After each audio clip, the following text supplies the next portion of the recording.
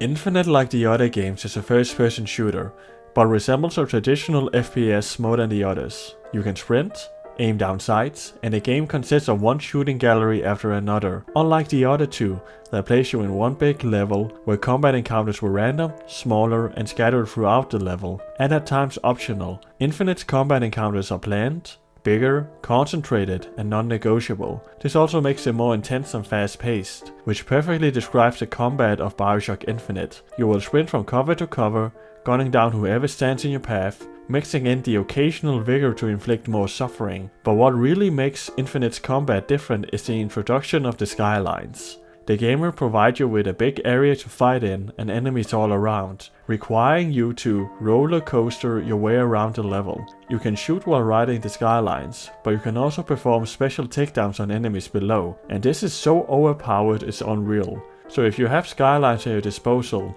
take a ride and use them to take down all regular enemies, and save your ammo and salts for the big boys, such as crows, bird fellas who will teleport around the player with the help of crow magic to land a sneaky strike with a sword, the before mentioned firemen who will rain hellfire down upon you and will charge you before dying to blow you up with them, the beast who will attack you with rockets and grenades, and now one of the fun ones, the motorized patriot. Have you ever read an American history book and thought, man, I'd beat the shit out of George Washington if he was here right now? Well, now you can, thanks to American innovation. Originally an animatronic for propaganda purposes, it has been reimagined as a killing machine and will fire at you with its Gatling gun. But it has a weak spot on its back. It's then up to you how to get there. And finally, the handyman. Yes, there's also sirens, but fuck 'em. The handyman, like the songbird, is a new take on the Big Daddies. But unlike the Big Daddies, these white boys can jump and will throw their fuckity fuckhands and objects at you, and it's against them the skylines come in handy, as you won't be able to outrun them. They will however electrify the skylines to get you off them. This however is an opportunity to shoot them while they're hanging from the skylines, right in their exposed heart, which is their weak spot. Finding them is a game of cat and mouse, if the mouse had guns and magic at their fingertips. For the full combat experience go 1999 mode, which is unlocked after finishing the game. Fighting all of these enemies will make you lose health and salts, and you can't stockpile them like you did in the originals. So what to do? For starters, you will have to look more carefully while in combat. But luckily for you, the citizens of Columbia throw out all of their spare ammo and junk food in the trash. And secondly, Elizabeth. She will always be nearby when you're fighting, and will throw supplies at you, such as ammo, health, salts, and when outside of combat, even money. And you will quickly memorize her dialogue. Booker. Need this? This is also a great way to make the player develop a liking to her. Imagine if Columbia was English instead of American, and Elizabeth went, "Oh love, have some of this then," and just fucking gave you this. But not only that, as seen during the first encounter with Elizabeth, she has a special power. She can spawn in objects from other worlds into yours, like weapons, supplies, and even motorized patriots fighting on your side. And many more. And not only that, she can also unlock doors and chests for you, as long as you find her lockpicks. Damn thing's locked. What are you doing? You're a roguish type. What does it look like? Done. Where did you learn to pick locks? Trapped in a tower with nothing but books and spare time? You would be surprised what I know how to do. Elizabeth fills the role of a sidekick even more so than Atlas, Tenenbaum, and Sinclair of previous games. Not because she's a better character, but because she doesn't just help you on your way through dialogue, but is an active part of combat and traversing the world as well. And since she has been living the neat lifestyle in her tower for most of her life, she and the player get to experience Columbia together, although she will throw some fun facts at you from all the books she read in her prison. Elizabeth is a great addition to the Bioshock family. For the first time you have a sidekick who isn't, for example, a scientist who turned little girls into blood-drinking monsters, but instead someone truly innocent for once. While she isn't a particularly interesting character in her own right, the way she interacts with and reacts to the world around her is. Like when she finds out what racism is. Why is one bathroom for colors and the other for whites? It just is. Seems like an unnecessary complication. Bioshock is not only known for interesting sidekicks, but even more interesting villains. And here I think Bioshock Infinite Disappointment really dropped the ball. Comstock is certainly a villain, but there's not a lot more to him than that.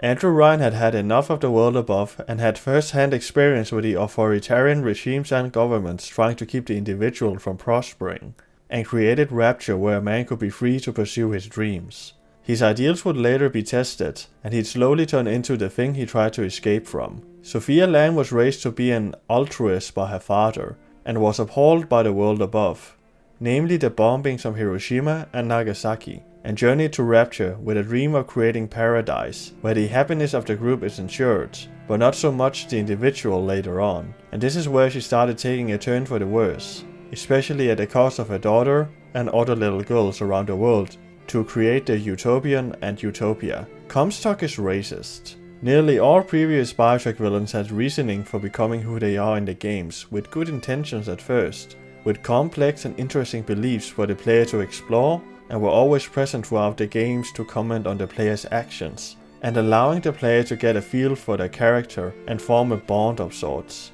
making the payoff in the end even greater when you see their arcs come to an end. Comstock, despite his numerous voxophones, appears rarely in the game, and when he does, it leaves some to be desired. He is just not up there with Andrew Ryan and Sophia Lamb. He just falls flat compared to those two, since his character can be described in two words: religious, racist. What exactly was the great emancipator emancipating the Negro from? And it doesn't really go deeper than that. And furthermore, you don't get much explanation to how he became who he is. Unlike with Ryan and Lamb, even at the end you're still wondering why.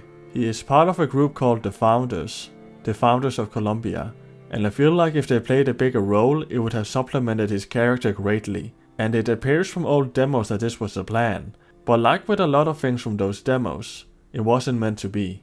The story of Bioshock Infinite is, I'll say this, it's not bad, quite the contrary. The way it resonates with you emotionally and moves you is not to be understated, and I think that's the most important thing a story can do, but this does not spare it from its shortcomings. Infinite's story is the most complex of the series, but with this comes a lot of opportunities for plot holes, and they do appear like potholes in the road.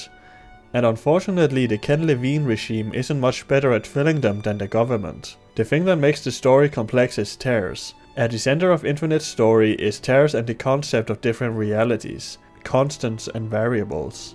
You and Elizabeth will travel between time and space in order to advance this absolute puzzle of a story, and the game will try its damnness to try and explain it to you.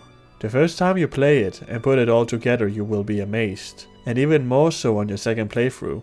However, it's after this it all starts to fall apart. Once you start really thinking about it, you will find several holes in the story's reality. Complexity is often associated with good stories, but I have often found complexity as a veil meant to cover up a story's failures, a distraction. Oh, you just don't get it, dummy. The story of Infinite is basically the story of Bioshock 2. You're to retrieve a girl from a cult and their leader, who is your daughter, but also the daughter of the cult leader. And while on your way you're being hunted down by a dangerous monster who is trying to make sure you don't rescue your daughter. And in Bioshock 2's case, any little sisters too, who ends up fighting by your side in the end. But the difference is that Bioshock 2's story is better executed.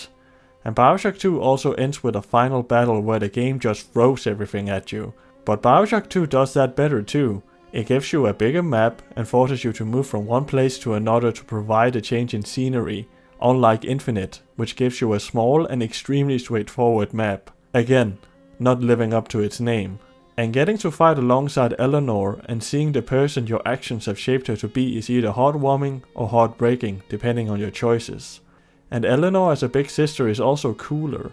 Her voice lines, animations and effectiveness in battle far surpass Songbird during the final battle. Tears is the explanation for how Columbia has so much advanced technology. It's because tears, related to Elizabeth, appear at random in the city, opening holes to different realities and times. It explains, for example, Vickers, which they got because they saw plasmids in Rapture through a tear. The problem with Vigors is that they don't make any practical sense in the world. In Rapture you had telekinesis to move or reach objects, or incinerate for lighting a fire or cigarette. In Columbia you have a Vigor that turns you into the Crow Man, and have no purpose for citizens in their daily life. Nearly all of them only make sense in a combat sense, yet it's still being marketed and sold to the general public. You know what, that makes sense considering Columbia is the sequel to the US. Most of Rapture's plasmids had logical uses in day-to-day life. Even Insect Swarm kind of made sense in the context of beekeeping, unlike fucking murder of crows, which is just there so you can fuck up your neighbor's day. Throughout the city you will also hear old-timey covers of various modern hit songs, like Girls Just Want to Have Fun, because they heard them through a tear. Shawty wanna fuck. Shawty likes to rock. Music. It's coming from that tear. I never heard that song before. I don't suspect anyone's heard that song. This is such a cool piece of world building. There's also real music from the olden days playing in the radios, just like in Rapture. And the game's original soundtrack also goes fucking crazy on the violins, and I'm all for it.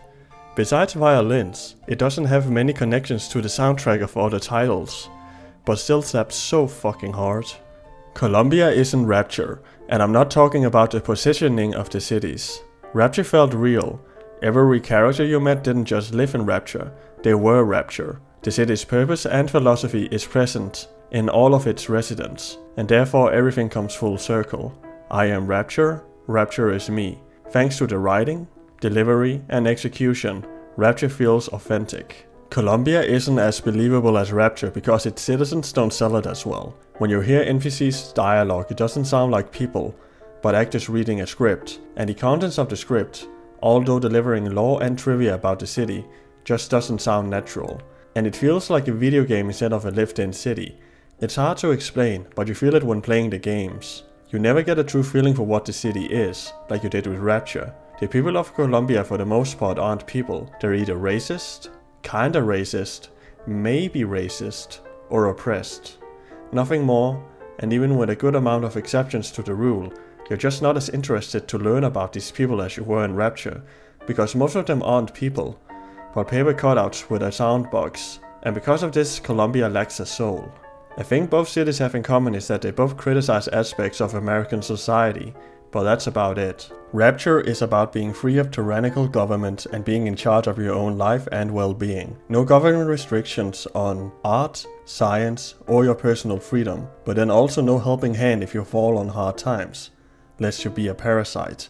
And it's this freedom and extreme individuality that ultimately led to its downfall. Columbia too has a belief system, one that consists of racial supremacy and militarism, among other things, and the belief that their society is the ideal one and serves a purpose, to civilize the rest of the world through military might. Columbia is also smaller than Rapture. The game's levels aren't as big and sprawling as the ones of the previous games, and exploration, though present, is more limited, which is a huge letdown since exploration was one of the best parts of previous Bioshocks. And once again the game doesn't live up to its name and limits exploration, but also player freedom by making the game a more traditional first-person shooter. But this did not seem to be the original intention when looking at old demos. Also, where the fuck are cosmetic weapon upgrades? I mean, come on, you keep the upgrade part, but scrap the swag part. Infinite suffers at times from not letting its players form their own opinions.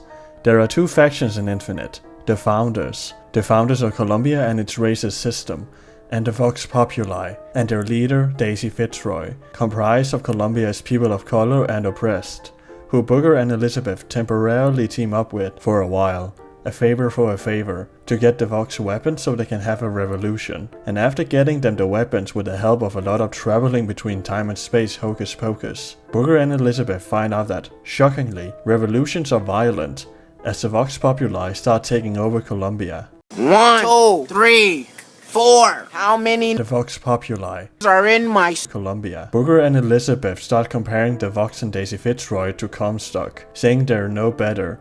Meanwhile, Booker and Elizabeth's body count is sky high at this point, and while most of those kills were in self-defense, isn't the Vox fighting back against the racist system also self-defense in a way? The Vox do end up killing civilians, but that's much later on, and at the point that Booker and Elizabeth start saying they're no better than the founders is at the point of the game where the Vox is only fighting soldiers. The game is trying very hard to force Booker and Elizabeth's by any votes necessary belief system on you, instead of letting the player come to their own conclusions. And it ultimately makes the player want to side with the Vox Populi out of spite, even after they start attacking civilians. If the game refrained from this, it'd be fine, and most players would come to the game's desired conclusion. But it's so badly executed and forced, and really ruins points in the game. And there is a sudden shift in the game where the Vox Populi go from being the good guys to the bad guys, and it doesn't feel natural. Although this shift did happen after going to an alternative reality,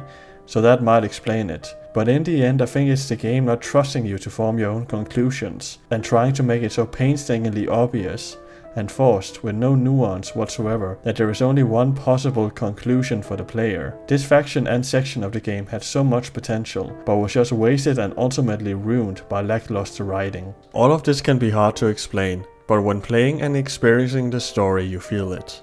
The choices you're forced to make are pretty shit too. Infinite gave up and decided that the illusion of choice is enough, once again doing everything but live up to its name. The choices presented in the Bioshock series were rarely that great or difficult, except for a few instances in Bioshock 2, but Infinite just giving up instead of trying to improve is not it. Bioshock Infinite is a great game, but sometimes it's just not it with a lot of its shortcomings and untapped potential, and thinking of what the game could have been is just as intriguing as the game itself. Maybe in an alternative reality Bioshock Infinite is everything it was meant to be. Maybe in an alternative reality Ken Levine kept his hands for himself and didn't violate the other Bioshock games by forcing Songbird into them and making Burial at Sea. Maybe in an alternative reality she'll finally love me. Maybe. But in this reality I'm thankful for all of you watching. Bioshock is one of the best game franchises of all time, and I base this on my superior taste. The way it crafts unbelievable but believable worlds down to the smallest detail, inhabited by the best but mostly worst people you've ever met, who fascinates you to no end, who are a reflection of the city and vice versa, and both are an exploration of beliefs and philosophies, coupled with fun and timeless gameplay that consists of various mechanics in both your arsenal and the world, waiting to be explored and combined, and a soundtrack that will move you in unexpected ways. Bioshock will always have a special place in my heart. I knew this when I played it for the first time 9 years ago, and it took my mind hostage for a while. Bioshock Infinite is a good game, but its legacy will always be an infinite arsenal of what-ifs. What if what we saw in the demos was what we got? What if Comstock was a compelling villain? What if Booker shut his fucking mouth for once? What if Elizabeth returned my calls? We will simply never know, but what I know is that despite its numerous flaws, even infinite flaws in some people's eyes, Infinite is still worthy of your attention. So please, play the first 2 Bioshock games, and then Infinite so you can appreciate the others even more.